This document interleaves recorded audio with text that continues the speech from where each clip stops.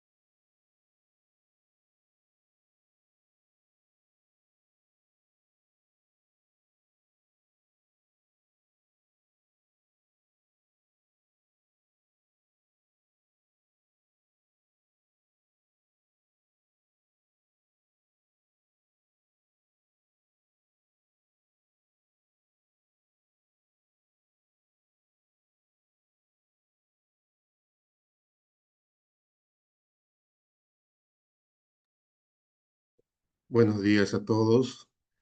Eh, Tengo la gentileza de poder presentarnos. Somos Mon Group Perú y en esta oportunidad le vamos a presentar el tema Doing Business en Perú. Básicamente es sobre los procesos de constitución de una empresa en Perú, ¿no? Las obligaciones para su manutención y le vamos a dar un panorama general sobre cómo constituir su empresa en Perú desde el extranjero, ¿no? En esta oportunidad va a estar la doctora Jessica Ábalos, que es nuestra abogada corporativa, ve todo el tema societario, nuestra auditora corporativa, la señora Norma Pinchi, que ve todo el tema de aduanas y también el especialista en el tema contable, ¿no? Y yo que veo temas tributarios. Mon Group Perú tiene más de 40 años en el mercado. A nivel global, nuestras oficinas están alrededor de todas las Américas, ¿no? Tenemos 12 oficinas en las Américas, incluidos Canadá y Estados Unidos. Más de 250 profesionales in-house, ¿no? Tenemos oficinas propias. Vamos a dar un panorama general sobre el Doing Business en Perú.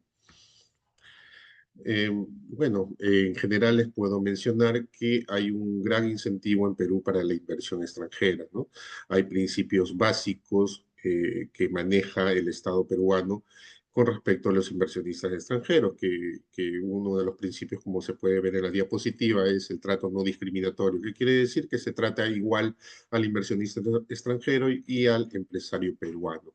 Ahí tenemos un marco legal estable, transparente, ¿no? Que ofrece seguridad jurídica, hay libertad de comercio e industria, exportación e importación sustentada por nuestra Constitución, permite ser socios de una empresa sin restricciones migratorias. En realidad puede ser un extranjero, puede ser una empresa, puede ser personas naturales, peruanas, con extranjeras, permite todas las modalidades para constituir una empresa, siempre y cuando sean más dos o más socios, ¿no? Hay libre reexportación del capital invertido, libertad de remesa de utilidades, ¿no? Eso es referido a los dividendos, acceso irrestricto al crédito interno, libre contratación de tecnología, regalías, etcétera. La moneda del sol es una de las más estables de la región, como ustedes ya tendrán conocimiento. De sus inversiones tenemos TLC suscritos por el Perú, 22 TLC suscritos por el Perú y 8 convenios para evitar la doble tributación.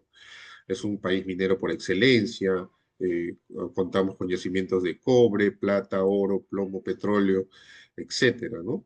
Y además tenemos áreas inexplotadas con alta potencialidad.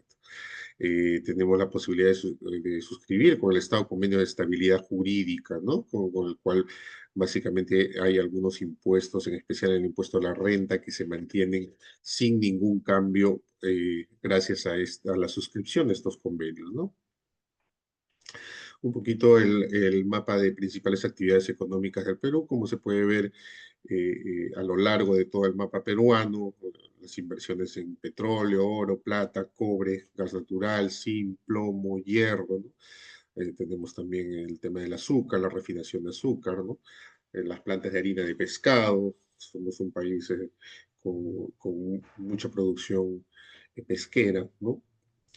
Tenemos plantas de cemento, plantas químicas, refinerías de petróleo, etcétera, ¿no? Un poquito también los flujos de inversión de proyectos mineros durante el 2024 y 2026, ¿no? Estos son los principales flujos de inversión que se han estado desarrollando, ¿no? El riesgo país es un dato importante. El riesgo país se ubicó en 169 puntos básicos del 15 al 23 de abril. El riesgo país medido por el spread en BIM Perú y el spread en BIM Latinoamérica bajaron 11 y 12 PBS en un entorno de menores tensiones comerciales, ¿no? Este es un informe que se extrae del BCR, del Banco Central de Reserva del Perú. Hay un cuadro comparativo sobre la inflación a nivel Latinoamérica. Estamos muy bien parados acá en el Perú. El crecimiento del PBI real proyectado 2025-2026. También estamos con un puntaje bastante excelente, ¿no? El PBI por sectores, también podemos ver agropecuario, pesca, minería, manufactura, electricidad, agua, construcción, etcétera, ¿no? Algunos datos adicionales, contribución a la variación de la producción nacional de enero a diciembre del 2024. Aquí podemos ver también los acuerdos suscritos al 2025. Tenemos con Europa, Asia, Norte y Centro de América y Sudamérica. Le voy a dar el pase a la doctora Jessica Ábalos para que nos hable, nos comente un poco de la creación de sociedades en el Perú. Adelante, Jessica. Buenos, gracias, Dolan. Buenos días con todos. Hoy día voy a exponer el tema de acerca de las sociedades, cómo constituir una sociedad en Perú. ¿Ok? Iniciamos primero con, Dolan, por favor, el tema de formas societarias. En este cuadro, como verán, solamente al menos lo que se recomienda para constituir una empresa en Perú, hay tres tipos de sociedades que son las más importantes dentro de la Ley General de Sociedades, que tenemos las sociedades anónimas, propiamente dichas, las sociedades anónimas cerradas y la sociedad de responsabilidad limitada. En estos tres puntos, en estas tres sociedades, los socios pueden ser personas naturales o jurídicas, ¿ok? Aquí me detengo un poco porque siempre nos hacen comentarios al estudio de que sí requiere el extranjero tener a un peruano como socio y eso es falso, ¿ok? Aquí no, la ley no prohíbe que un extranjero sea socio o netamente socio en su totalidad de una empresa peruana. Ahora, número de socios para cada tipo de sociedades, si en las tres son como mínimo dos, ¿ok? En las sociedades anónimas no hay una limitante. En cambio, en una sociedad anónima cerrada y una SRL es hasta un tope de 20. Los aportes en las tres pueden ser monetarios o bienes. En caso de las transferencias de acciones, tanto las sociedades anónimas solamente se requieren libro de matrícula de acciones, son contratos privados. Sin embargo, en una SRL se tiene que hacer la transferencia mediante escritura pública e inscribirse en registros públicos. Los órganos obligatorios en la sociedad anónima es la Junta General de Accionistas, el directorio y el gerente general.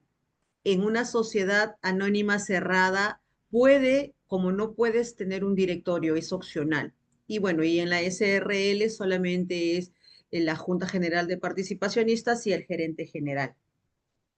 La responsabilidad, todos los socios responden únicamente hasta el monto de sus acciones o participaciones.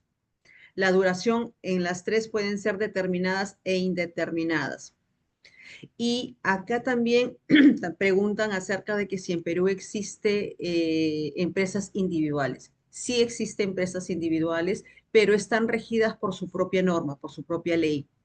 Y obviamente el socio es una persona natural, persona física, que también puede ser extranjera. No hay, como le digo, no hay una limitante. Igual los aportes pueden ser en moneda nacional o extranjera y pueden ser dinerarios como no dinerarios. Las transferencias de titularidad es también por escritura pública. Los órganos obligatorios para este tipo de empresa es el titular y el gerente general. Sigamos, Dolan. Ahora es unos aspectos que se debe de tener en consideración al momento de la creación de una empresa. Por ejemplo, tenemos un aspecto legal en la cual dentro de lo legal tenemos que hacer previamente una escritura pública o un borrador que se denomina minuta de constitución. Una vez que se elabora esa minuta de constitución, se eleva a escritura pública ante la notaría y posteriormente se inscribe en los registros públicos, la que es la SUNAR. Hay un aspecto tributario en la cual una vez inscrita la empresa, va uno a la SUNAT a solicitar el RUC, que viene a ser la identificación tributaria. Ahí es donde se compran los libros legales, porque debe de haber libros de Junta General de Accionistas, si se opta por una SA, libro de directorios, y lo que es el libro de lo que es transferencia de acciones. Los libros contables hoy en día son electrónicos. Hay un aspecto laboral en el cual se tiene que incorporar los trabajadores en planilla. Otro punto importante es acerca de los bancos, las aperturas de las cuentas corrientes. Aquí es obligatorio aperturar una cuenta en soles, pero es optativo también tener en dólares. Hay un aspecto en la cual de las municipalidades, en la cual se solicita una licencia municipal de funcionamiento y es opcional las licencias de visos publicitarios. Hay un aspecto especial en la cual, dependiendo del giro, hay que hacer ciertos trámites, ¿no? Ante la DIGESA, DIGEMIN, y otros aspectos complementarios en la cual la empresa puede optar por registrar su marca ante Indecopi o inscribirse ante el Registro Nacional de Proveedores para que puedan participar o licitar con el Estado. Y otro punto también es la inscripción en los registros de empresas contratistas mineras. Ahora voy al tema en la cual cómo se elabora o paso a paso de cómo constituir propiamente dicha la sociedad.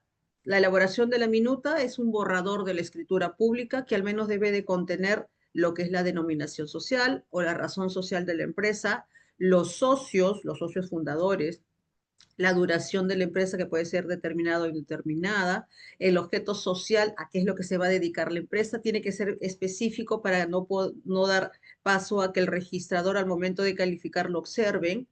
El capital social, de acuerdo a la Ley General de Sociedades, no hay una prohibición. Es decir, yo puedo tener un capital de un sol, por llamarlo así.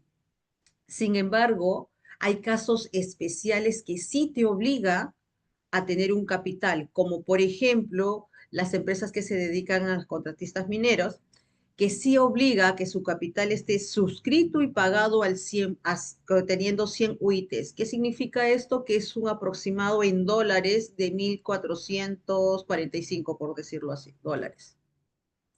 Otra empresa dedicada a la intermediación laboral requiere de un capital también suscrito y pagado en 45 UITs, que son cerca de 65.000 dólares.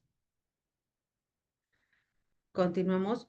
Eh, Otro punto importante son los órganos de la sociedad. Dependiendo del tipo de sociedad que se va a adoptar, ahí tenemos lo que es la Junta General de Accionistas, que vienen a ser los socios, el directorio, que son personas naturales que inclusive pueden ser extranjeras, ¿ok? El gerente general, tampoco hay prohibición que el gerente general sea un extranjero con pasaporte. Sin embargo, ahí viene el sin embargo. Estoy hablando de un aspecto societario, pero para un aspecto tributario, sí exige la administración tributaria que ese gerente general o ese representante legal sea un peruano o un extranjero con carne de extranjería. Una vez elaborada ese borrador de escritura, se eleva a la notaría para que la notaría pueda elevar a escritura pública todo el texto de la minuta, ¿no? Y ahí se debe de acreditar el pago del capital.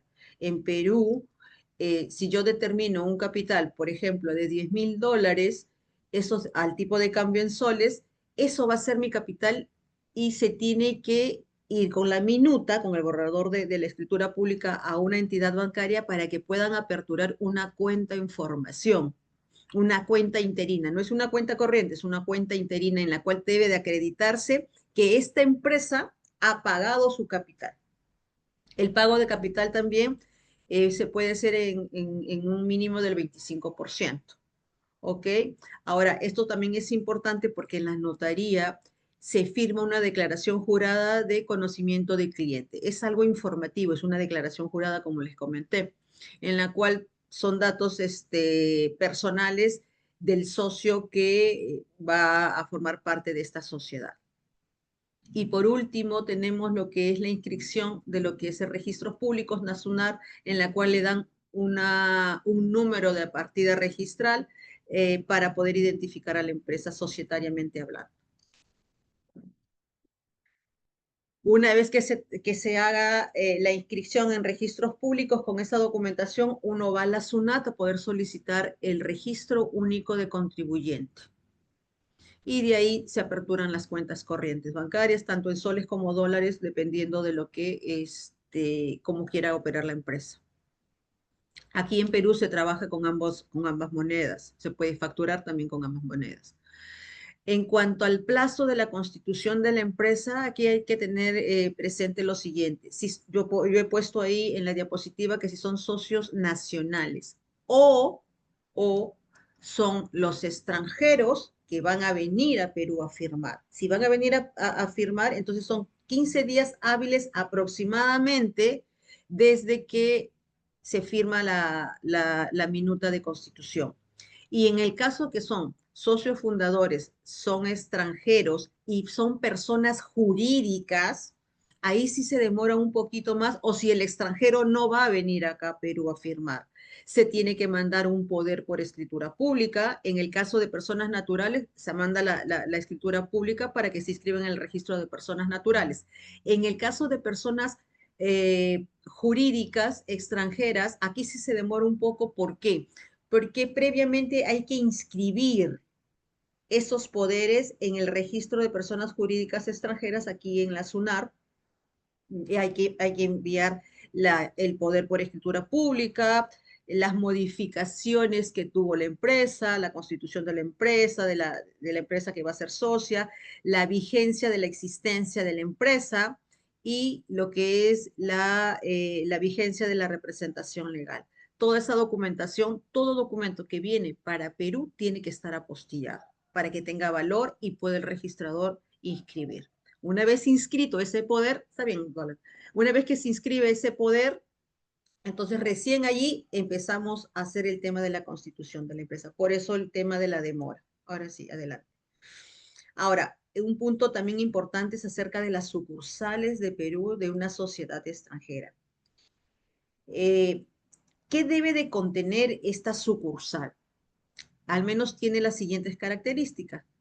Carece de personería jurídica, ¿ok? No dota de representación legal, goza de autonomía de gestión de actividades que la matriz le asigna.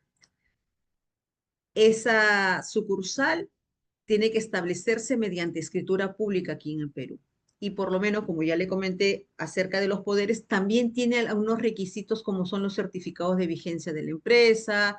Hay que hacer un acuerdo para establecer la sucursal en el Perú con ciertas características que la Ley General de Sociedades obliga a tener, ¿no? Y como les comenté, toda documentación tiene que venir apostillada. Adelante. Ahora, ¿qué diferencia hay entre una sucursal y una filial o una nueva empresa? Una filial o una nueva empresa tiene una personería jurídica. En una sucursal no, porque la sucursal es la casa matriz es la mamá y la sucursal es un bracito, es un hijo de la casa matriz, ¿ok? Entonces, también la filial responde por sus obligaciones con su patrimonio y la sucursal, sin embargo, responde por las obligaciones, o sea, la sociedad principal responde por las obligaciones de la sucursal. Es decir, si yo tengo un problema, por ejemplo, de la administración tributaria, la sucursal no la va a afectar si no se va a ir hasta la madre, hasta la matriz. ¿Ok? Ahora, para el caso de las licitaciones con el Estado, a veces nosotros no recomendamos tener una filial, sino hacerlo constituir una sucursal, dependiendo también si hay convenios o no hay convenios, es dependiendo del país en el cual se tiene que asesorar, ¿no? Adelante. Ahí está. Es recomendable una sucursal en caso participen en una licitación pública, porque será válida la experiencia de la casa matriz. Pero ahí sí, el pero es que la sucursal responde pues por toda la responsabilidad que tiene esta, ¿no? Y se recomienda constituir una filial cuando en caso de licitar con el Estado pueda constituir, por ejemplo, un consorcio. Cuando uno licita con el Estado, uno de los requisitos es a veces tener la experiencia. Si yo constituyo una filial, entonces no voy a tener la experiencia. Entonces ahí, ¿qué es lo que nosotros recomendamos? Constituir un consorcio. El consorcio entre la empresa extranjera que tiene ya la experiencia con la filial, con la empresa nueva, se consorcia. Siguiente. Ahí viene lo que es, ¿qué es un consorcio en el Perú? Ojo que el consorcio también está regulado en la Ley General de Sociedades, que justamente en el artículo 445 define el consorcio como un acuerdo entre dos o más personas naturales o jurídicas que se unen para realizar un proyecto determinado. Ojo, el consorcio no crea una persona jurídica, pero puede optar por tener un RUC, un registro único de contribuyente. Y los consorciados son responsables solidarios frente a terceros. Le doy pase nuevamente a Dolan para que pueda hablar acerca de los aspectos tributarios. Adelante, Dolan. Gracias, Jessica. Un poquito sobre los aspectos tributarios de las empresas que se constituirán en Perú, ¿no? Bueno, tenemos dos grandes impuestos sobre los que les quiero comentar. Uno es el IGB.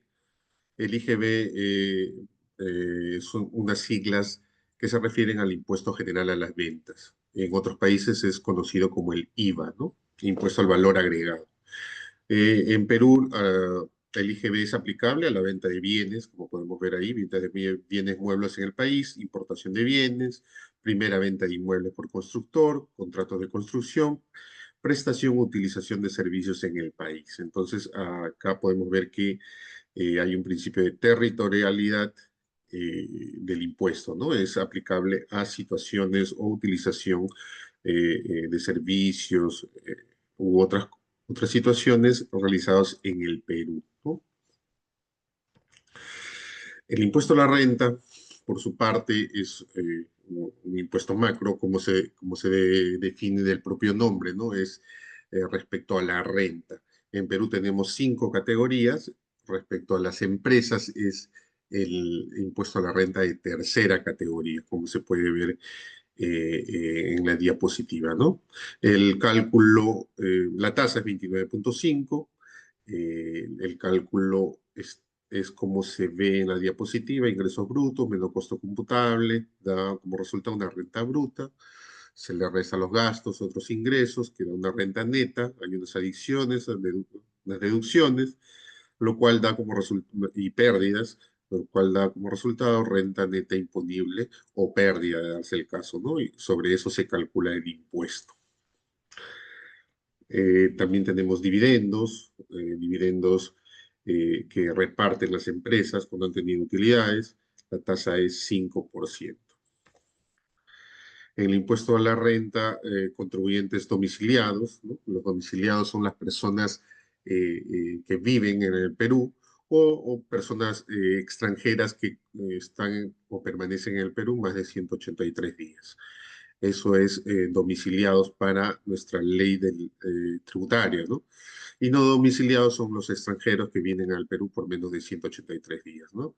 En el caso de los domiciliados, nuestra ley de tributación refiere que van a tributar por su renta de fuente mundial. Y los no domiciliados solo tributarían por sus rentas de fuente peruana, ¿no? El ejercicio gravable es del 1 de enero al 31 de diciembre en el Perú, ¿no? Estamos obligados, las empresas y personas naturales, a presentar una declaración jurada anual, ¿no? Que se da generalmente entre fines de marzo y comienzos de abril, de acuerdo a su RUC, ¿no? Que es el Registro Único de Contribuyentes. Ahí pueden ver las categorías que les acabo de mencionar: rentas de primera y segunda categoría son rentas de capital; las rentas empresariales netamente de las empresas son rentas de tercera categoría; y hay rentas de cuarta y quinta categoría que se refieren a trabajo dependiente e independiente, ¿no? Respectivamente.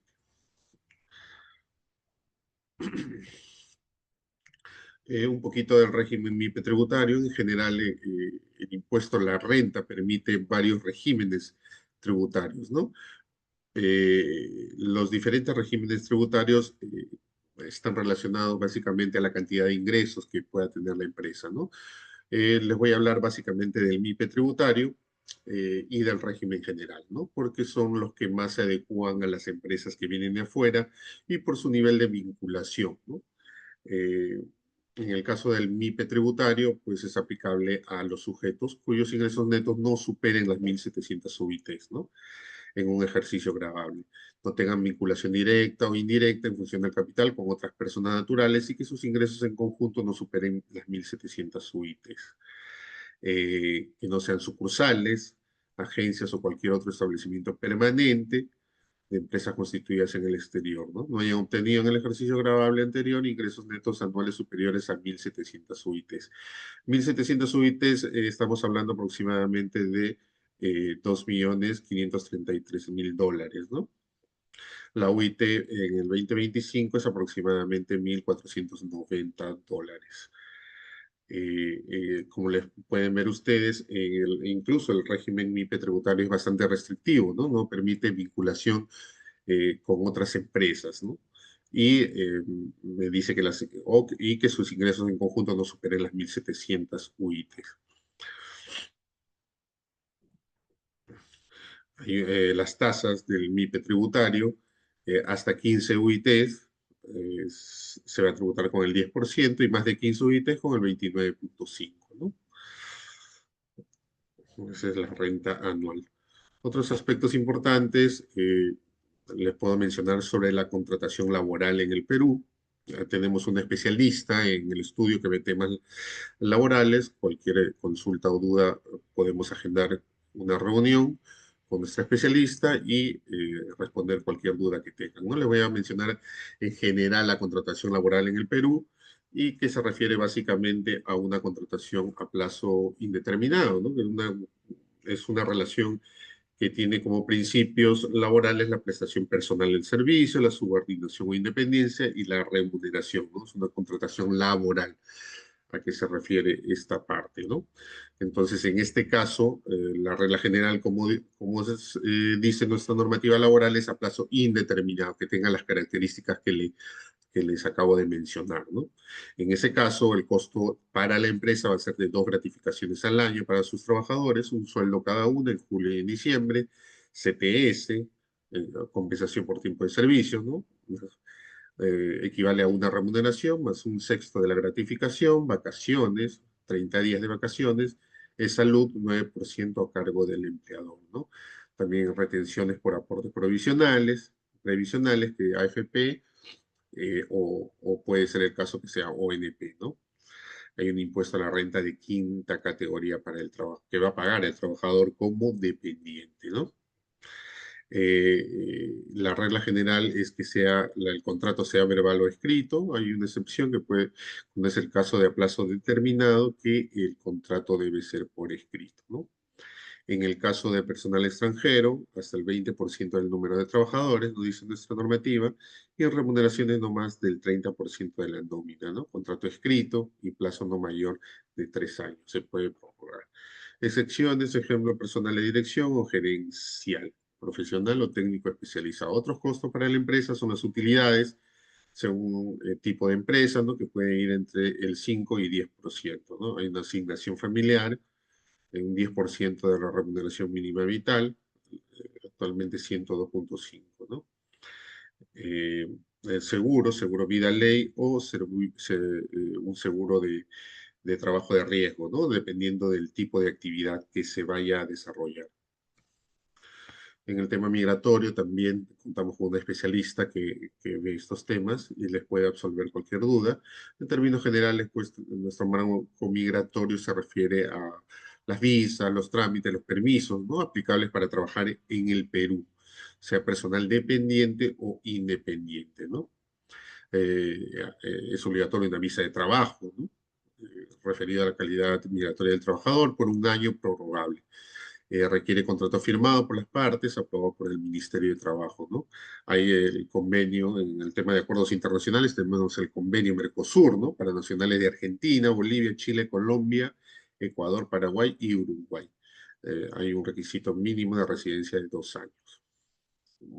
También podemos referirle sobre el acta del permiso de trabajador extraordinario provisional, que habilita al ciudadano venezolano para trabajar por 60 días calendarios. Hay una prórroga automática para obtener el permiso temporal de permanencia, ¿no? En el caso de visa de trabajador designado, el trabajador de empresa extranjera que viene a Perú para realizar una tarea o función específica, comercial o técnica, que es encargado por su empleador de afuera, ¿no? Del exterior. No puede realizar actividades remuneradas o lucrativas por cuenta propia, ¿no? Tiene que ser por cuenta de la empresa que le envía, ¿no? Desde afuera hacia Perú, ¿no? El plazo de permanencia máximo es 183 días durante un periodo de 365 días, ¿no? Que es en realidad referido al término, eh, a lo que les comenté anteriormente sobre domiciliado o no domiciliado, ¿no? Si permanece más de 183 días, ya sería considerado domiciliado en Perú y pagaría todas las rentas como un ciudadano peruano. Hay también una visa de negocios, un extranjero sin ánimo de residencia para realizar actividades de carácter legal, contractual, quiere celebrar algún contrato, sacan la visa de negocios, ¿no? Permite múltiples entradas, igual el plazo de permanencia no puede ser más de 183 días, ¿no? Durante un periodo de un año. El trabajador extranjero aplica los mismos derechos y beneficios sociales que los trabajadores nacionales, ¿no? Impuesto a la renta, hay un tema de retención, ¿no? 30%, mientras no adquiera la condición de domiciliado. ¿Por qué? Porque una vez que adquiera la condición de domiciliado, va a tener que tributar como cualquier peruano. En ese caso, pues bajaría, ¿no? Ya no sería 30%, sino mucho menos, ¿no? El domiciliado, la permanencia por más de 183 días durante un periodo cualquiera de 12 meses, ¿no? La condición de domiciliados, sí, es verdad, la condición de domiciliados, si uno, por ejemplo, durante el periodo de un año cumple la condición de domiciliado, no va bueno, por ejemplo, de enero a agosto, no va a ser efectivo desde septiembre, sino desde el año siguiente, enero para ser específico, ¿no? Enero del siguiente año va a tributar como cualquier domiciliado. Hay un tema de bancarización, es muy utilizado en Perú, se exige a cualquier transacción mayor a $500 o 2.000 soles, ¿no? ¿Cuándo se considera cumplida la bancarización? Si el pago se efectúa directamente al acreedor, proveedor del bien o prestador del servicio, ¿no? Cuando es pago a terceros, cuando se comunica a la SUNAT con anterioridad al pago. ¿Qué pasa si no se usa los medios de pago, la bancarización? ¿No? No tendrá derecho a deducir gastos, costos o créditos, ni a efectuar compensaciones, devolución de tributos, saldos a favor, reintegros tributarios, recuperación anticipada, restitución de derechos arancelarios, etcétera, ¿no? Como se puede ver, es exigible este tema, de lo contrario acarrea una serie digamos, entre comillas, penalidades, ¿no? No va a poder deducir costos o gastos relacionados a dichas operaciones, cualquier empresa que se constituya en Perú. Operaciones con no domiciliados. Bueno, básicamente el impuesto a la renta, que ya se lo mencioné, el impuesto a la renta también tiene el principio de territorialidad, que se refiere a situaciones o a operaciones que se realizan dentro del país, ¿no? El servicio prestado en territorio peruano. Hay algunas excepciones, como es el servicio digital, que está muy en boga ahora, ¿no? Y la asistencia técnica. El servicio digital no requiere presencialidad, tampoco la asistencia técnica. En general tenemos las tasas de retención que ustedes pueden ver allí, el beneficio empresarial, 30%, ¿no? Cualquier operación empresarial en general para cualquier operación de servicios que se haga con un extranjero, a la factura se le va a tener que hacer una retención en Perú del 30%, ¿no? En el tema del servicio digital también 30%, en intereses por préstamos entre no vinculadas es 4,99 la retención y con vinculadas 30%, ¿no? Ganancia de capital fuera de bolsa 30, ganancia de capital en bolsa 5, dividendos 5, regalías 30 y asistencia técnica 15% de la retención sobre la factura, ¿no? Esto es un tema muy importante. Tenemos en el Perú varios convenios suscritos para evitar la doble imposición, ¿no? Entre los más importantes están los de Chile, que lo utilizamos continuamente, ¿no? Por la cercanía que tenemos con nuestro país hermano. Tenemos con Canadá también, con Brasil, con Corea, México, Portugal, Suiza, Japón, ¿no? Y tenemos un convenio, digamos, llamado multilateral, que es a nivel de la CAN, ¿no? Que participan Colombia, Ecuador, Bolivia y Perú, que básicamente está regulado por una decisión, ¿no? En este caso la decisión 578, que tiene sus características particulares. En general, todos los CDIs anteriormente mencionados están sobre la base de los modelos OCDE, ¿no? En cambio, el CDI tiene una característica especial, ¿no? Tiene un modelo ONU, ¿no? Con algunas características mínimas del modelo. En general, las operaciones con no domiciliados, podemos ver acá en el caso de regalías, si el emisor es empresa no domiciliada, se emite una factura, el usuario retendrá un impuesto a la renta y se paga su NAT, ¿no? En este caso es 30%. Si hay algún convenio, puede reducirse, ¿no? Considerablemente, dependiendo del convenio. En el caso de arrendamientos también, como pueden ver ahí, puede ir las tasas entre 5 y 30%, ¿no? Intereses entre vinculadas, eh,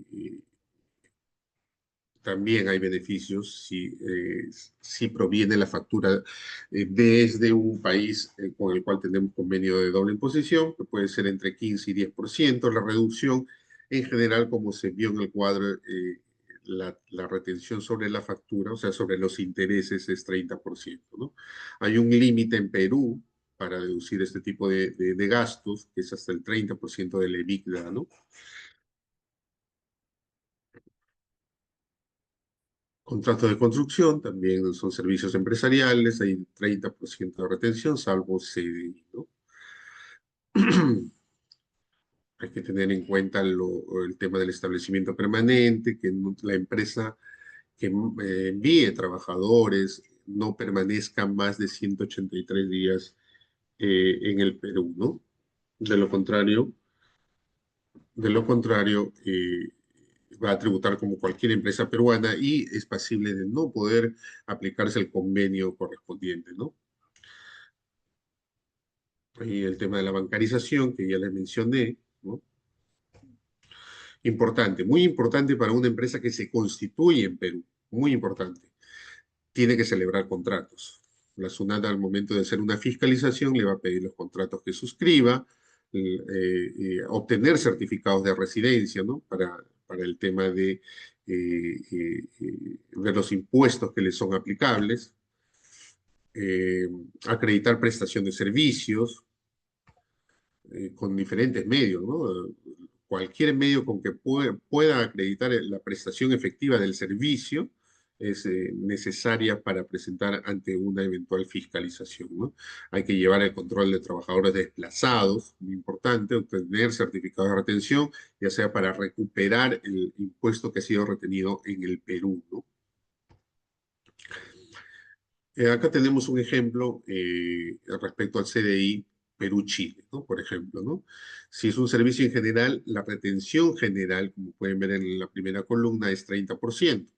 En caso de que el Perú, en este caso es de Chile, ¿no? En este caso, en la celebración de cualquier operación entre Perú y Chile, la retención, ya sea en Perú o en Chile, dependiendo de dónde provenga la factura, va a ser 0%, ¿no? Y en asistencia técnica también 0%, en servicio digital también 0%, ¿no? En distribución de dividendos sí tenemos nosotros una tasa más conveniente que es 5%, más beneficiosa, por lo cual en aplicación del mismo tratado se aplica la tasa menor, que es 5%, ¿no? Porque los tratados generalmente están entre 10 y 15%. Eh, los intereses por préstamos entre empresas vinculadas también va a haber una reducción del 15%, ¿no? Y así sucesivamente, como pueden verificar en el cuadro. En el tema de aduanas le doy pase a la señora Norma Pinchi, que nos va a explicar un poquito sobre este tema. Adelante. Gracias, gracias, Dolan. Buenos días. Bueno, normalmente los procesos pues, de comercio exterior tenemos bastantes similitudes, por lo tanto yo voy a dedicarme un poco más a ver cómo es en Perú propiamente, ¿ok?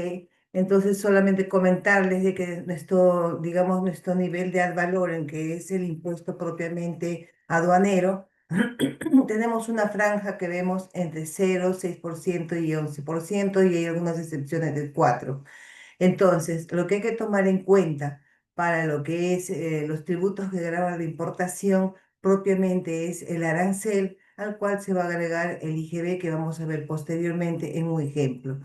Adicionalmente, ¿no? Al ad valorem, que es prácticamente general, dependiendo de la partida, y tal vez de manera previa me gustaría decirles de que es muy importante la determinación de la partida arancelaria, porque de allí depende todos los impuestos que estos van a acarrear. Si es posible o no es posible que ese producto tenga que pasar previamente por alguna institución supervisora, y hay veces que esta puede demorar un mes, 2 meses, ¿no? Hasta hemos visto en algunos casos de la cuarentena que demora más. Entonces es importante determinar la partida arancelaria, que normalmente es general, y hay que confirmar con su agencia, digamos, de aduana que tengan en su país, y se verifica con la que normalmente hay en el Perú, ¿no? Yo les voy a decir cómo pueden entrar a Perú para que ustedes también verifiquen que ese sea. Es muy importante la identificación, porque es la mayor cantidad de problemas iniciales de este proceso, digamos, aduanero. De ello dependerá entonces que si tiene 0 arancel, o tiene 6, o tiene 11, ¿no es cierto? Algunos productos que son considerados, por ejemplo, de lujo, tipo pues bebidas alcohólicas o cigarros, ¿no es cierto? Están además sujetos a un impuesto selectivo al consumo de diferentes tasas. Y vamos a ver un ejemplo cómo también se aplica un concepto de percepción del IGB, que es, además del IGB que se tenga que pagar, que es el IVA, se paga un adicional que es un anticipo de un IGB de venta. Es un anticipo. Además, hay algunas situaciones especiales, ¿no es cierto? Como por ejemplo cuando hay antidumping, las tasas son mayores, ¿no? Algunos productos que son usados, por ejemplo, tienen tasas adicionales, ¿ok? Entonces, es importante primero la identificación del producto para ver cuáles son los requisitos que va a tener. La siguiente, por favor, Donna. En este ejemplo trato de resumir ello, porque puede variar, ¿no? Por las tasas. Entonces, primero tenemos que saber, como casi en todas partes, el CIF aduanero, que es calculado en base al FOB. Ahí, digamos, unos comentarios, porque últimamente la administración ha venido observando la valoración de las mercancías FOB. Entonces, allí tengan, sobre todo cuando son vinculadas, tengan algún tipo de información adicional para demostrar que ese es un valor de mercado, ¿no? El seguro, que a veces se paga y a veces no, sin embargo, para efectos de cálculo del CIF aduanero se considera una tasa. Eso depende de la partida arancelaria, como vamos a ver luego. El flete también forma parte de este CIF aduanero. Todos los cálculos se hacen en dólares americanos, pero a la hora de pagar se pagan en soles al tipo de cambio venta del día que está publicada por nuestra Superintendencia de Banca y Seguro. ¿Ok? Entonces, yo he puesto al costado un cálculo de tributos considerando cómo paso a paso vamos a hacer la liquidación de ello. Importante porque les digo esto porque hacemos este cálculo, les hacemos la corrida muchas veces a ustedes de los productos que nos están solicitando, pero esto es ya cuando el producto va a entrar. No olvidemos siempre los requisitos previos, porque si se queda la mercancía de alguna forma en aduanas, digamos en los almacenes aduaneros, la sobreestadía es cara. Entonces les recomiendo que siempre tomen sus tiempos previos, que hagan las indagaciones previas, ¿no? Por ejemplo, productos farmacéuticos, productos de cosmética, ¿no es cierto? Los productos agrarios que tienen que pasar cuarentena. Entonces, todo ello previamente. Equipos, por ejemplo, los equipos que se tienen que homologar, que tienen que pasar por el Ministerio de Transporte. Entonces, eso de manera previa a este cálculo. Por favor, eso sí quisiera recalcar, porque esto es al final, cuando ya determiné cuál es mi partida, ¿ok? Entonces, en el cálculo decimos que las valores sacamos sobre el CIF aduanero. En este caso, por ejemplo, estoy poniendo al máximo, porque podría ser también al valor en cero, ¿ok? Entonces, el 11% de estos 106.000, que es el CIF aduanero, eso es lo que nos da el ad valorem en este ejemplo, ¿ok? Ahora, el IGB, que en términos internos es el 18%, para efectos de aduana también es el 18%, solo que se desagrega en los verdaderos impuestos que corresponden, que es 2% del impuesto de promoción municipal, es para repartir entre las municipalidades o comunas, ¿no? Y el IGB, que viene a ser el IVA propiamente dicho, que va al gobierno central. Entonces, sumados esos dos es el 18% de los, de sumado el CIF aduanero más el ad valorem, ¿ok?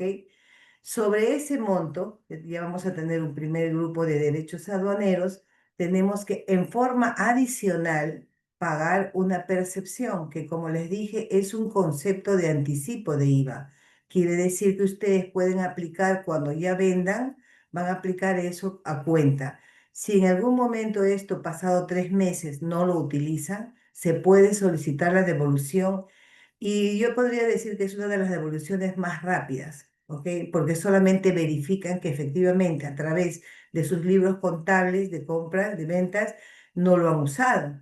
Entonces les devuelven con los intereses inclusive correspondientes hasta la fecha de la devolución. Esta percepción es importante. ¿Por qué? Porque cuando tú eres importador por primera vez, la tasa de la percepción es 10%. ¿Y cuándo es? Porque me preguntaban cómo es la primera vez el importador por producto o como importador. Es como importador.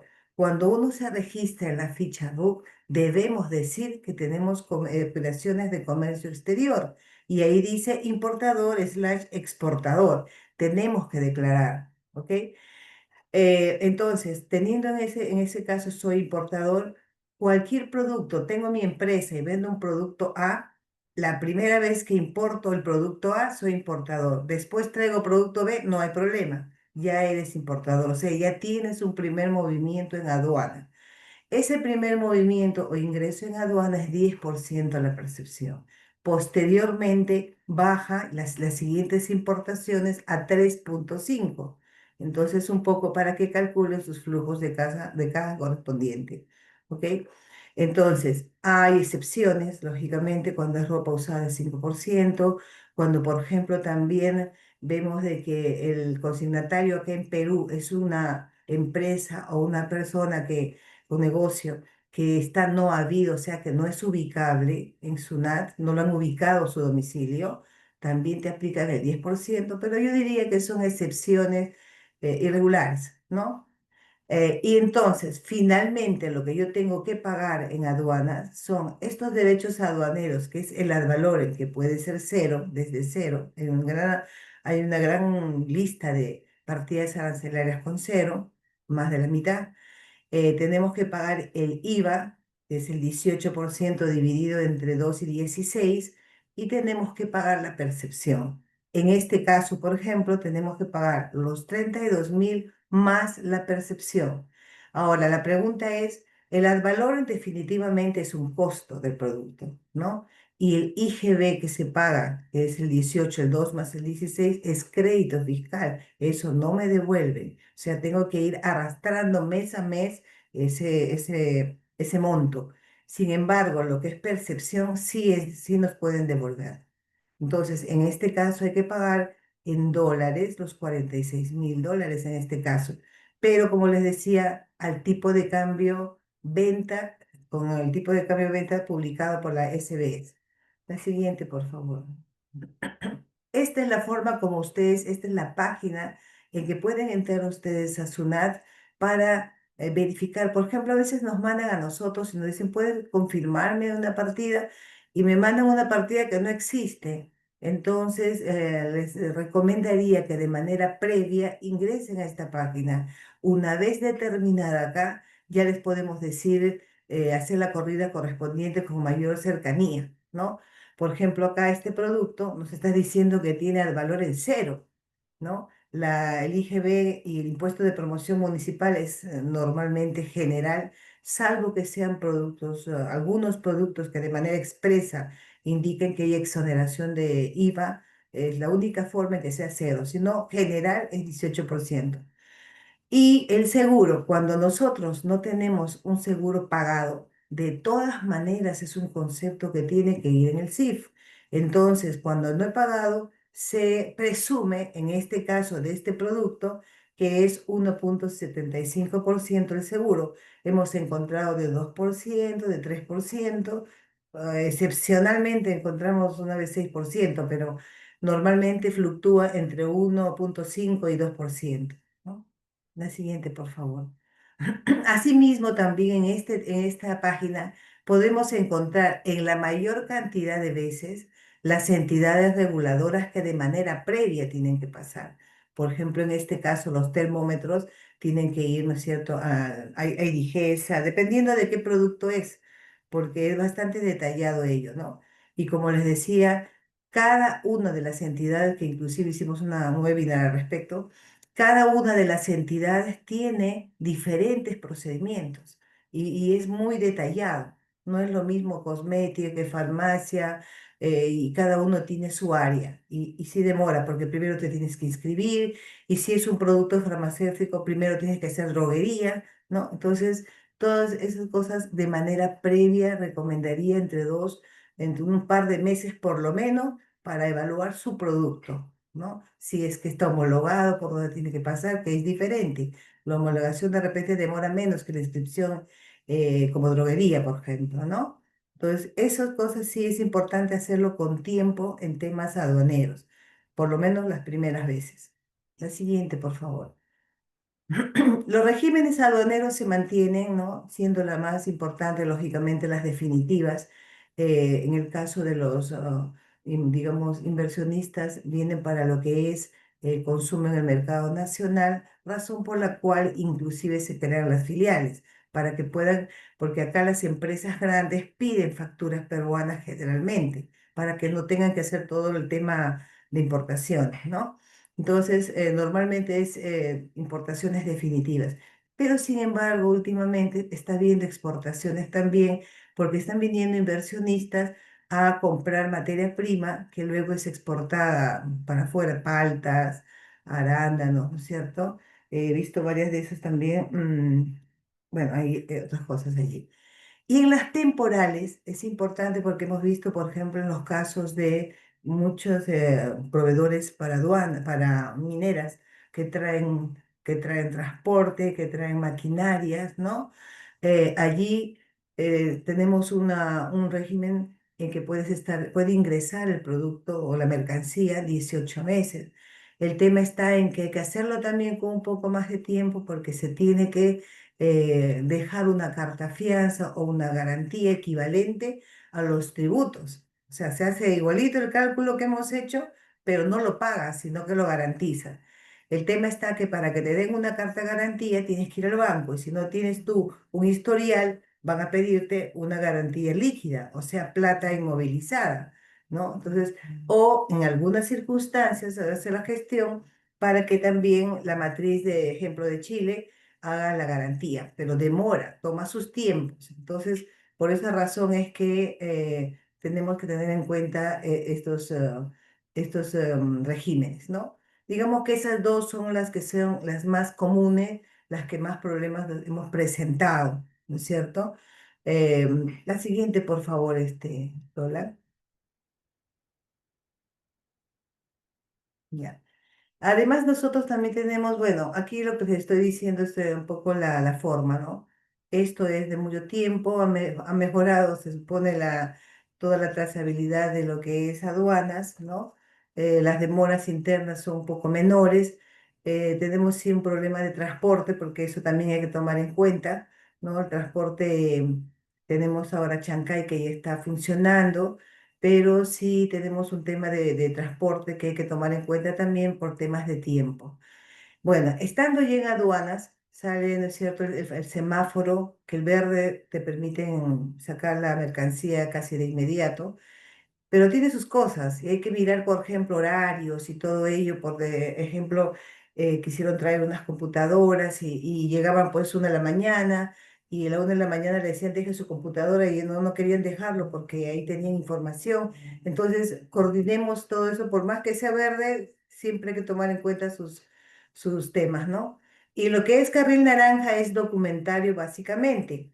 Es importante que coincidan las facturas, de lo que diga la factura, de lo que diga el packing list, porque tenemos problemas allí, por ejemplo, en lo que son devoluciones, garantías, ¿no es cierto? Tipo muestras, por ejemplo, cuando entran las muestras, hay que tener cuidado allí, porque documentariamente de inmediato lo van a revisar. Y en el carril rojo sí demora hasta 3 días teóricamente, porque sí tiene que tener una revisión física de ello. ¿Ok? Ahí sí usted recomienda orden. Hay orden, digo yo siempre, porque cuando va el aduanero a revisar, pues si está en desorden de demoras más y tienen un tiempo ellos definido, que si te demoras, vuelven a reprogramarte. Ese es un tema que había. Y bueno, lo que estábamos diciendo anteriormente en la reimportación, que ya les expliqué, que básicamente es la garantía. Bueno, ahí es 18 meses en realidad, ¿no? Ahora ya. La siguiente, por favor, Dora. Y también acá ya les expliqué qué es lo que más lo que traen los equipos, las maquinarias, dispositivos. A veces traen, o sea, se tiene que separar las partidas arancelarias. Hemos visto, por ejemplo, transporte médico, una cosa el transporte, otra cosa son los equipos que se han agregado a esa movilidad. Entonces, sacan para uno, pero no sacan para otro los permisos y han habido casos en que se ha tenido que quedar en frontera los vehículos, ¿no? Con el costo de sobreestadía que eso implica. Por eso es importante la determinación. ¿Existen en realidad acá la forma en que tú previamente podrías decir, oye, SUNAT, tú me puedes decir SUNAT aduanas, porque acá SUNAT es aduanas e impuestos internos? SUNAT aduanas, ¿me puedes decir si está bien esta partida arancelaria? Sí lo hay, pero demora por lo menos 3 o 4 semanas. O sea, por eso es que muchos no lo hacen, ¿no? Porque demora. Pero cuando es una cosa importante se recomienda, ¿no? Un monto importante se recomienda. La siguiente, por favor. Bueno, ya conocemos las zonas especiales que también hay en muchos países, ¿no es cierto? En donde estamos exonerados de todo tributo y se respeta siempre los derechos que son de laborales. Eso sí se respeta todo, ¿no? Se utilizan básicamente para mano de obra maquila, ¿no? Que llegan allí, hacen la maquila y luego lo exportan. Normalmente se utiliza para ello. Una vez que salga de allí, sí tiene que ser nacionalizado. Tenemos en la zona norte, ¿no? En la zona sur también. Así que, bueno, habría que ver si su actividad, por eso digo, esto es un tema general que estamos explicando, pero siempre nosotros le damos la facilidad de reunirnos de manera previa para escucharlos, para ver su necesidad particular y poder orientarlos más o menos para qué es lo que ustedes requieren en forma personalizada, ¿no? Adelante. ¿Ok? Ya hemos hablado también de ello. Dentro de las zonas francas, pues no se paga ningún tributo, ¿no? Excepto las laborales. ¿Ok? Adelante, Bebe.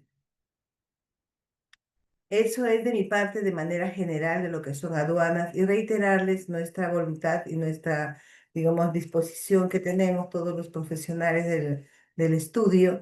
Normalmente nos reunimos los que estamos presentes y laboral de ser el caso, ¿no? Para cuando ustedes nos visiten y nos podemos conversar sobre su caso concreto, porque la idea es una colaboración mutua también, ¿no? No sé si tienes dólar en algún otro tema más. De mi parte es eso.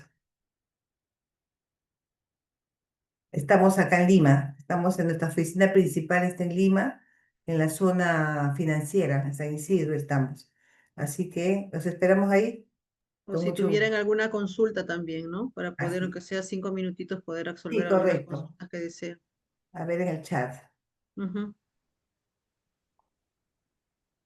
Mm. Igual tienen nuestros correos, ¿no es cierto? Al final de la presentación o al comienzo, creo. Están nuestros correos. En principio pueden comunicarnos con cualquiera de nosotros y eh, les atendemos de inmediato. Igual la presentación va a ser enviada a los participantes. Correcto. Sí, sí, sí, sí. Envíen sus preguntas, por favor, a los correos que aparecen y encantado de poder compartirles la presentación a solicitud de ustedes al correo de inscripción.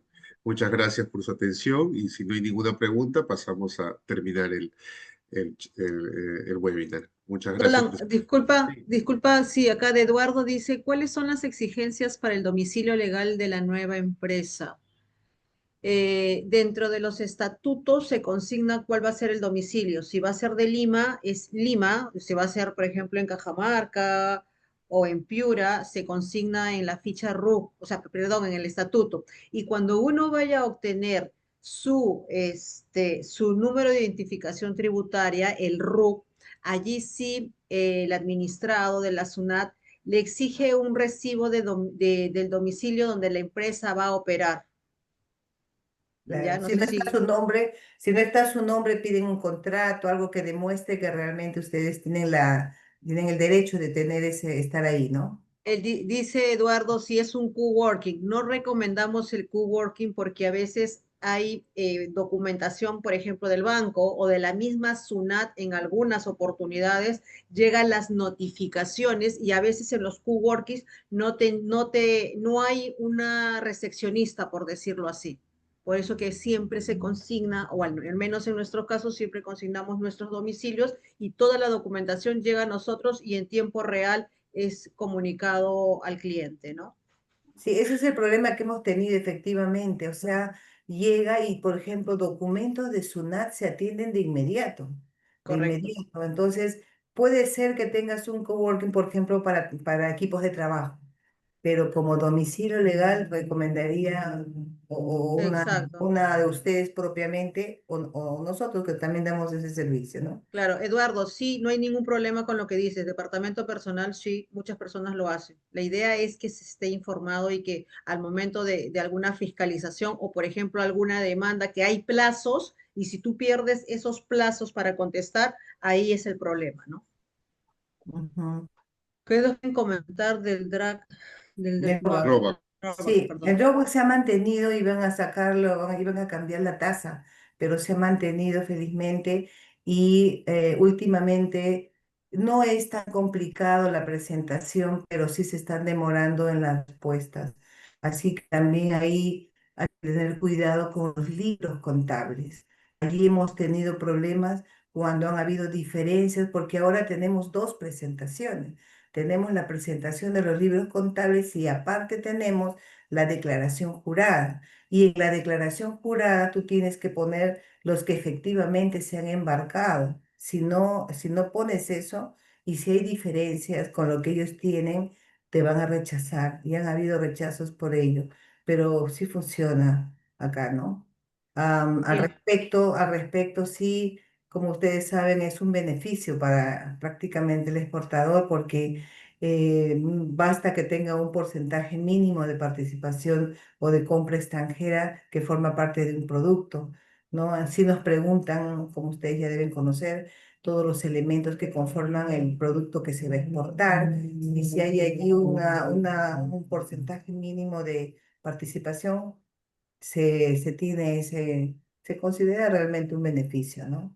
Otra pregunta, y creo que con esto ya cerramos. ¿El 2% del IPM es deducible?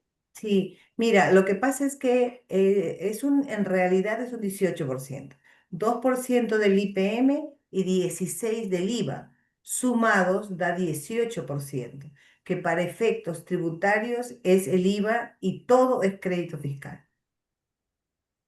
Ok, ahí están nuestros correos. Hay varias preguntas más que absolver, pero encantados nosotros de poder absolverlos directamente. Ahí están nuestros correos. Y bueno, para otra oportunidad estaremos nuevamente presentando nuestro webinar. Gracias con Muchas gracias. todos. Gracias.